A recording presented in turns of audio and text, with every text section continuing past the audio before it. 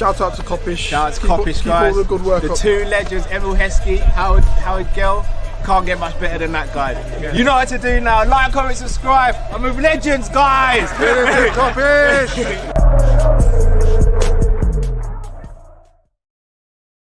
Close the door, Robs. Morning, everybody. Hope you're well and welcome back to the morning meetup live show. My name is Callum, representing Team Kopish. As always, big up Matt, big up Drift. If you haven't watched the Brighton preview that drifted yesterday, make sure you tune into that after this show as well.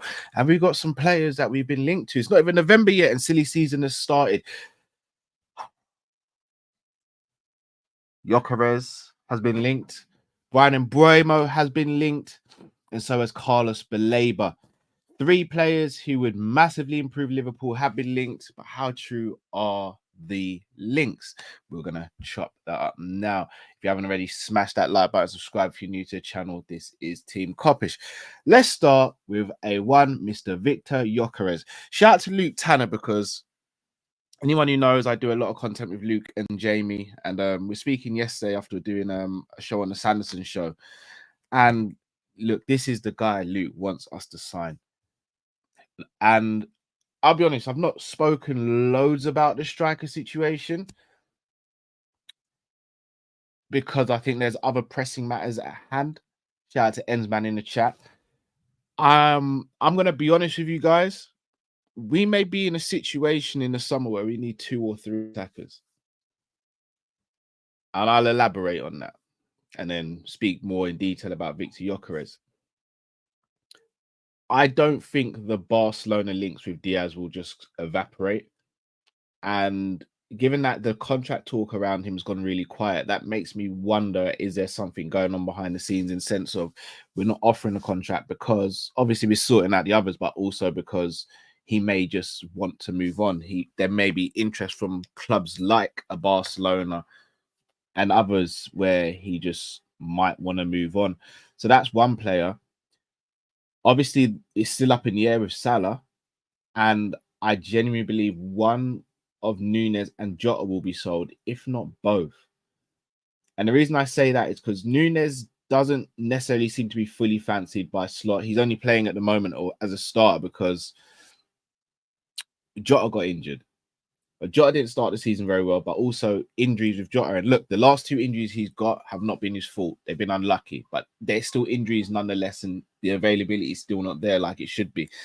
But the question is, if Liverpool were to go out and get someone like a GYÖKERES who is having a fantastic season after having a fantastic season last season, the question becomes, is Jota going to want to sit there and want to fight for his place like that? Is he going to want to be a backup striker? Because at this stage in his career, I don't think he'd want to be. Now, granted, he might sit there and go, look, I'm going to fight for my place, just like I did when Bobby Mane and Salah were here. And also, I still believe I'm the best striker at the club, so I'm going to sit there and fight for my place. But the injuries are there. The club might sit there and go, well, look, Jota, we love you as a player. We think you're excellent, but the injuries, we just can't deal with them anymore. Like, and it's the truth. I hear it. And while it is frustrating, like, you can't deny the facts are there. He doesn't play as much as we need him to. If he's comfortable being a quote-unquote backup, if someone like a GYÖKERES was to sign, then I'm all for it. But at the same time, what do you want your backup players to be? Available.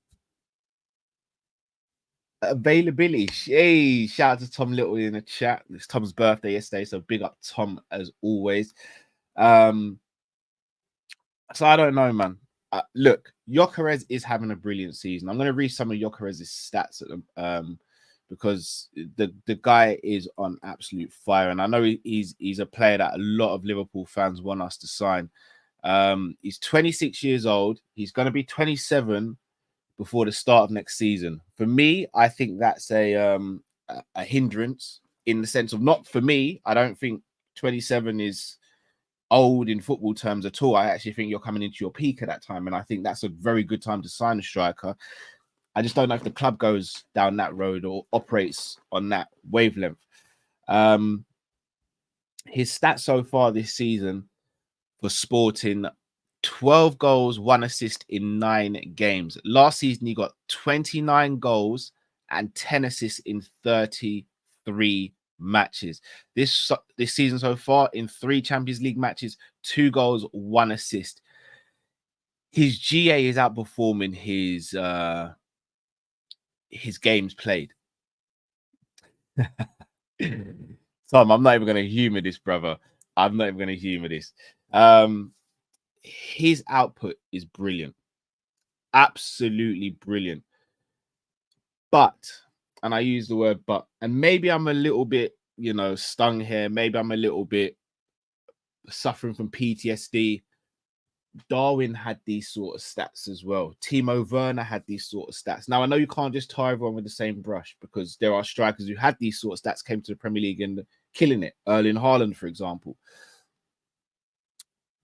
It's just the Portuguese league scares me a little bit when it comes to strikers. It really does. And this isn't just now. This isn't just a now thing. It's from yesteryear as well. Even people like Jackson Martinez. Falcao's the only one who's really left Portugal for me as a striker and really gone to that next level. From off the top of my head, guys in the chat, feel free to correct me if I'm wrong there. I don't know, man.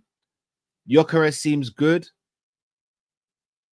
Do we take the risk at the age of 27 where he's worth 60 to 70 million?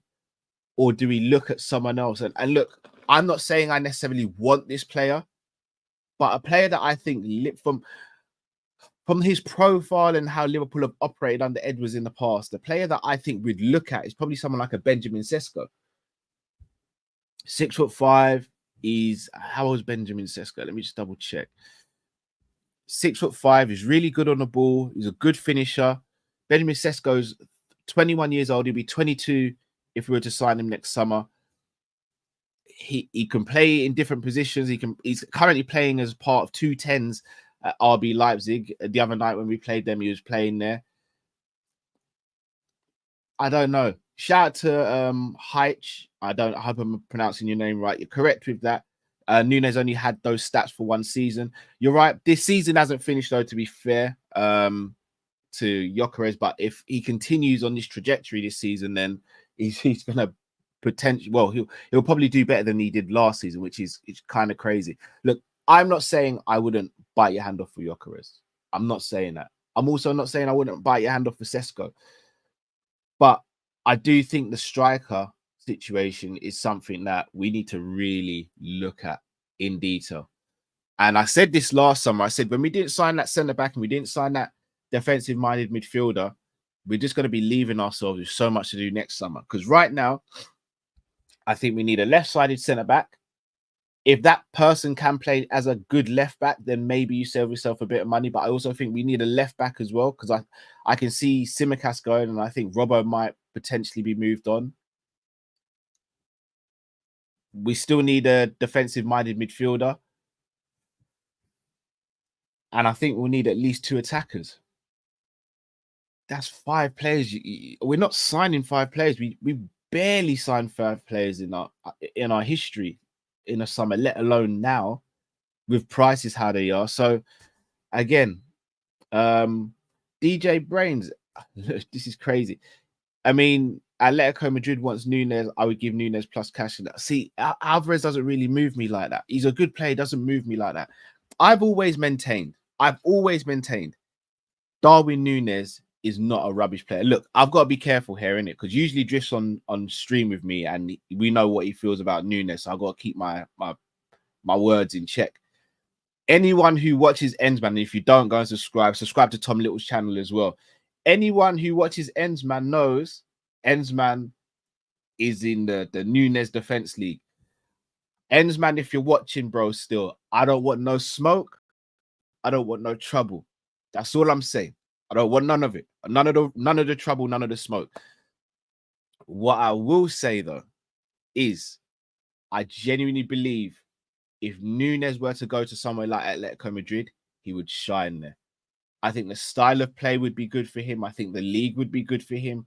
I think that the way Atletico transition, especially against the teams like Real Madrid and Barcelona's, I think it would be perfect for Darwin Nunes. And I think we could recoup good money from Atletico Madrid if we were to sell him there.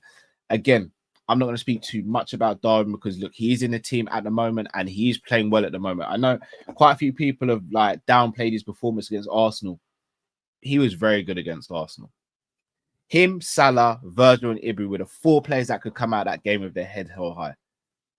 Nunes showed up and showed out against Arsenal. Nunes showed up and showed out against Leipzig. Nunes showed up and showed out against Chelsea. And if this continues, then we're going to have a conversation at the end of the season and say, do we actually keep this guy? Do we actually keep him? And look, I hope we have this conversation. I hope we do. I want Nunes to succeed. Like, I really do, because it saves us time. It saves us money. It saves us time having to search for another striker, and it saves us money not having to spend on another one. I just don't know if it will happen yet. But in regards to GYÖKERES, just going back to GYÖKERES, circling back, big up Emil John. Hope you're well, bro. Big up everyone in the chat as well. As it pertains to GYÖKERES, he's probably the most informed striker in Europe at the moment, barring Erling Haaland. And shout out to H as well, who said it previously. Nunes we bought off the back of one very good, outstanding season. If we were to go in for GYÖKERES, it'd be off the back of 2. A bigger sample size can always help. Plus, the way we're scouting players now is slightly different to how we did when Klopp was here. So I'd be very interested to see how it goes. Look, guys, let me know in the comments. Would GYÖKERES be your first choice? Would it be someone else? And also, who else would be in for GYÖKERES? Because I think there'd be 2 other teams in the Premier League in for GYÖKERES, and that is Arsenal and Chelsea.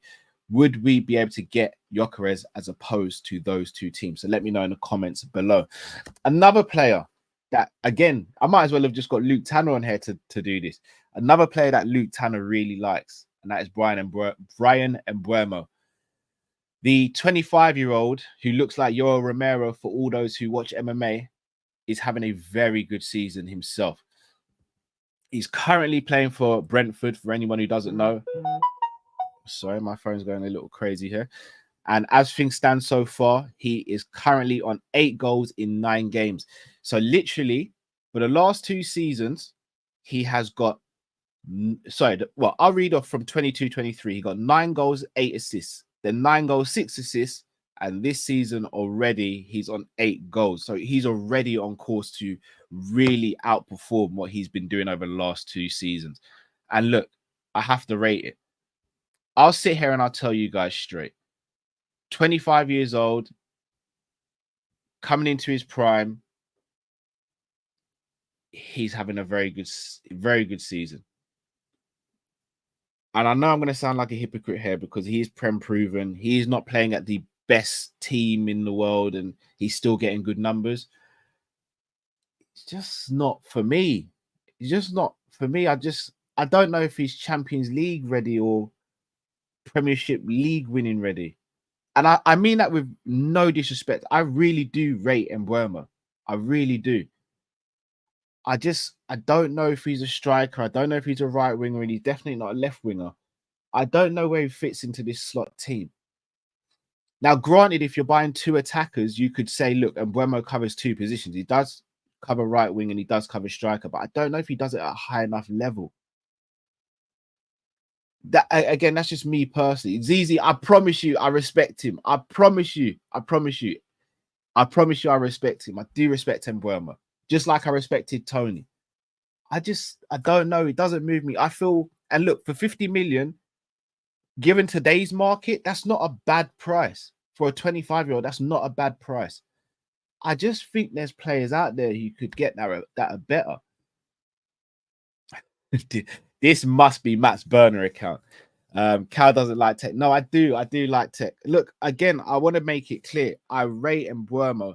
I just don't know if he's Liverpool ready. Like Erling Hakaku, yes. Someone like an Elise, that he moved me, and no one can't say he doesn't have tech. I'm going to ask you guys in the chat. And don't just think about GA. Think about the overall system. Think about the players. Think about history, everything, and the talent as well. Would you rather go for MBEUMO at 50 mil, or would you try and get Kudus for 70 mil? And I'm not saying that Kudus would definitely be 70 mil. I know his release clause is something like 80 mil. Do you know? Let's say 80 mil. Let's say 80 mil. Would you rather get MBEUMO for 50 mil or Kudus for 80 mil? Because for me personally, I'm going Kudus. Kudus can play right wing effectively. He can play number 10. He can play as a striker. And as at West Ham, we're seeing he can play as a left winger, even though I believe that's his weakest position, which is what he's playing as, which is why I don't think it makes sense for him being at West Ham. I think there's a player there who needs to be free. I knew Tom Little does really rate MBEUMO as well. And I get it. Shout out to Hassam as well. Just broke 40,000 subscribers. Me, Hassam, Tom do a show on Hassam's channel every Tuesday afternoon at 1:30, which is one of the best shows I do as well. So please tune into that next Tuesday. I don't know. I think MBEUMO's good. If you're just to give me a few attackers, he wouldn't be my top 5, I don't think. Again, granted, I know a couple of you like Mamouche, for example. I'm taking MBEUMO over Mamouche. I am, because I think Mamouche is in a team where they have high intensity transitions. They're a counter-attacking team, and I think MBEUMO is just better than him. But me personally, it would be Kudus for me. It would be Faber's like, yeah, we don't go for players you like. I get it. And look, Jamie said this last night as well. I've had my doubts and concerns about players who have come into the club over the last couple of years because of how we've been scouting in it. I'll be honest with you. With Edwards and Kovac, when you sign a player now, I've kind of just got to sit back and shut up, because I wasn't fully convinced when we first signed Jota, and now he's one of my favorite players. So I've just got to sit back and chill and see what happens. But look, if we sign MBEUMO, I'm not going to be throwing up like protests and being angry. He's just not someone who moves me and someone who I would sign. But if we signed him, you guys know how it goes. I support players. I will support him.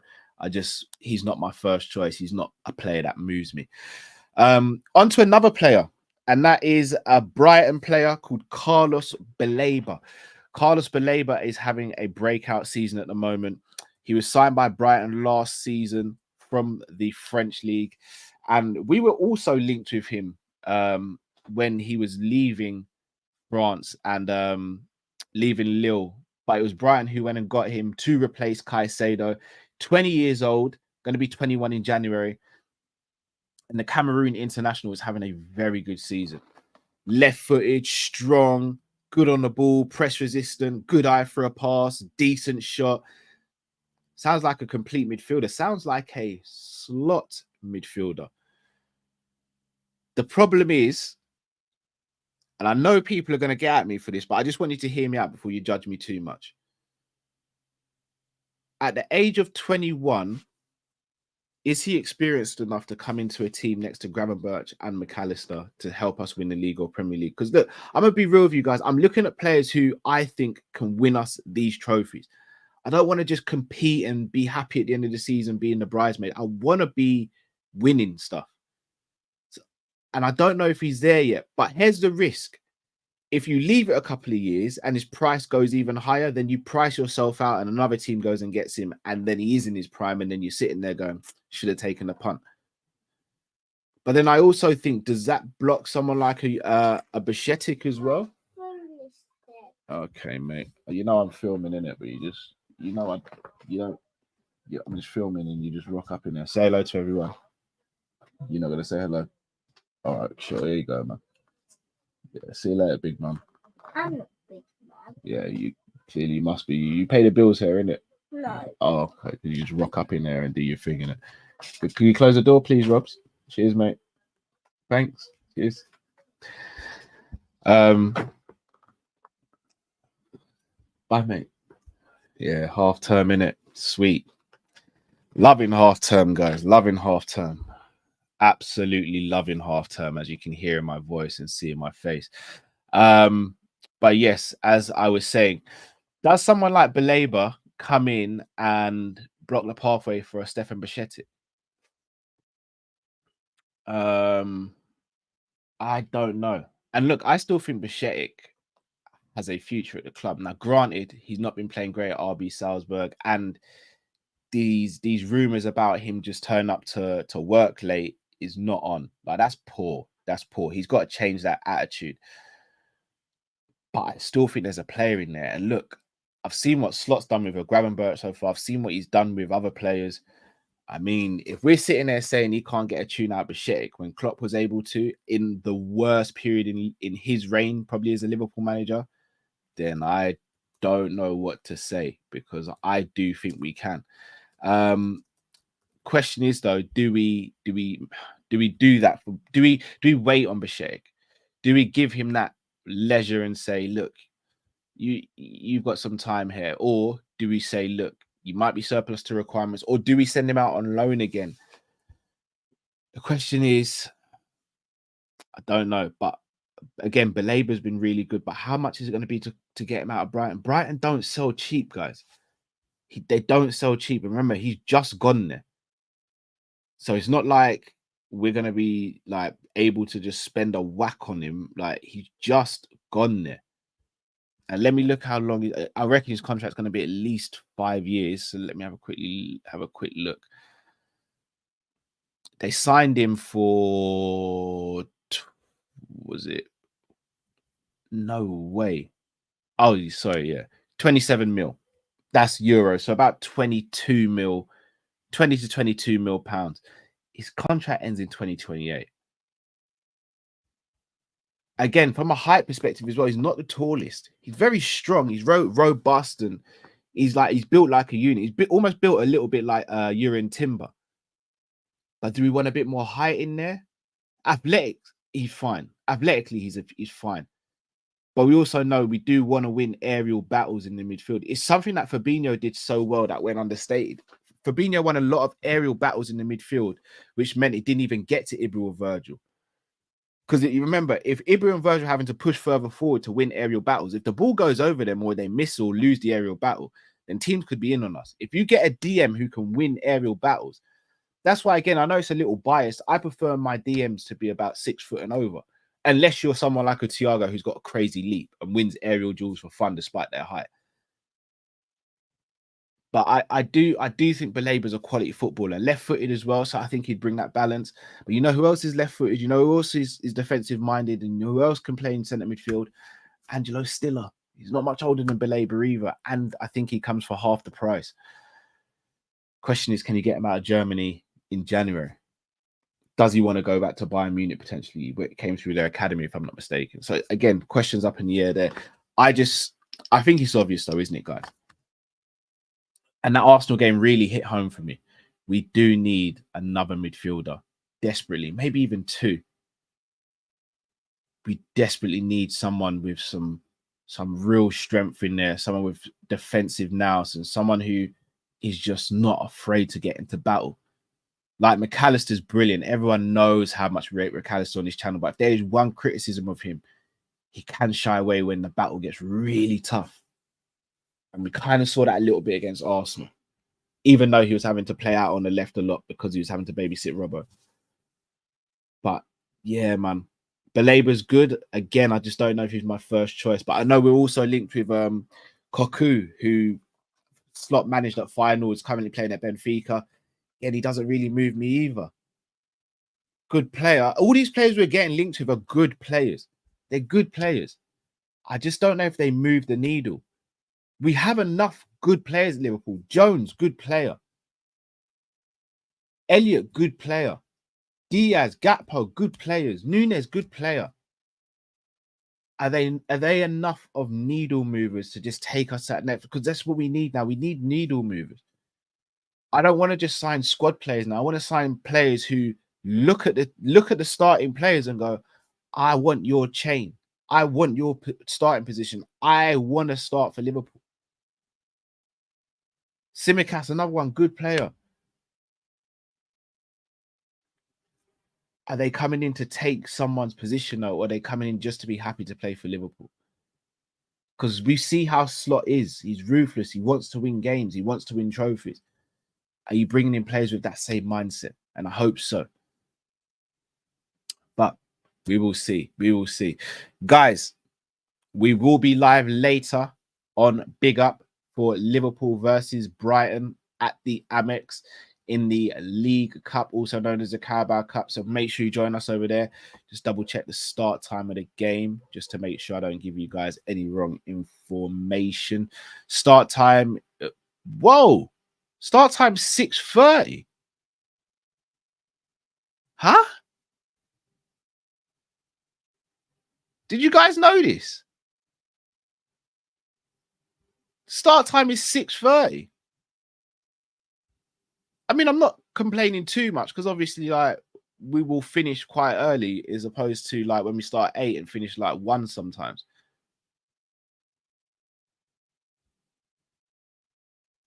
Is it? Are you sure it can't be 6:30?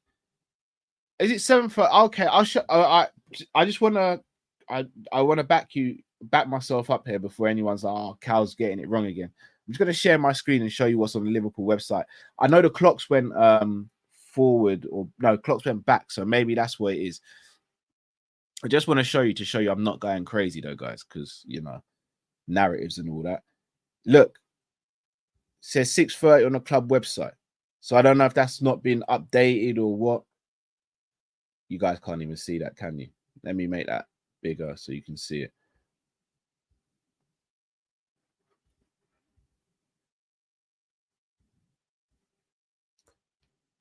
That's on the club website. Again, maybe they've just got it wrong on the website. That's not for build-up, guys, because they never do the time of build-up. They always do the start time of matches. I'll show you the other matches, for example. 3 o'clock Brighton, that's the kickoff on Saturday. 8 o'clock against Leverkusen, that's kickoff on Tuesday. So it's, look, I'm going to double check that because obviously I don't want us to be going live an hour late. Yeah, bit of a weird one. But yes, we will be back later for that. So make sure you join us, please, people. Would be greatly appreciative if you could do that. Also, guys, please do hit that like button. There's over 300 of you in here right now. Please, let's get up to 300 likes. And if you're watching this back on replay, then please also smash that like button. Would love to get 1,000 likes on this, guys. That's right, 1,000 likes. And I think we can do that. That's what the barometer should be from now on going forward, guys. If you watch Kopish, let's get to 1,000 likes, please. It's the least we ask of you. It's free admission to watch these shows. All we ask is for you to hit that like button to help us to reach more people, get more subscribers, which will allow us to do more content for you guys. So please, if you can do that, we'll be greatly appreciative. Straight after the game, we'll be live on YouTube for the post-match reaction as well. So make sure you tune in for that. And then tomorrow we'll probably have a Brighton preview as well, because obviously we're playing Brighton on Saturday. Then Friday we might not. Well, we'll have a morning meetup show on Friday, and then maybe something in the afternoon or evening, and then Saturday we'll be around for the game as well. Big up to you all, people. If you haven't signed up with Big Up yet, so there's 2 options. If you want to watch our watch-alongs on Big Up, which I think you should, you can either watch anonymously, but you won't be able to comment, just like on YouTube, or you can sign up, which is free, to Big Up, and you can join in the interactions. You're able to send gifts. We're able to conversate with you directly in the chat. So please do sign up to Big Up. And people, until we see you later, one super chat actually before I go. Shout out to Tip saying, just a tip, big up yourself, appreciate that. Until we see you later, have a fantastic rest of the day wherever you are. If anyone's interested in combat sports or my other channel, The Sanderson Show, you'll be redirected to that straight after this. So just stay here until the end and you'll be redirected. Plus, I'm almost on 3,000 subscribers over there as well. So if you haven't already, I'd be greatly appreciative if you could just subscribe over there. Would love to hit 3,000 in the next week or so. But yes, people, enough love to you all. Stay safe, stay blessed. Kopish are out, people. Take care.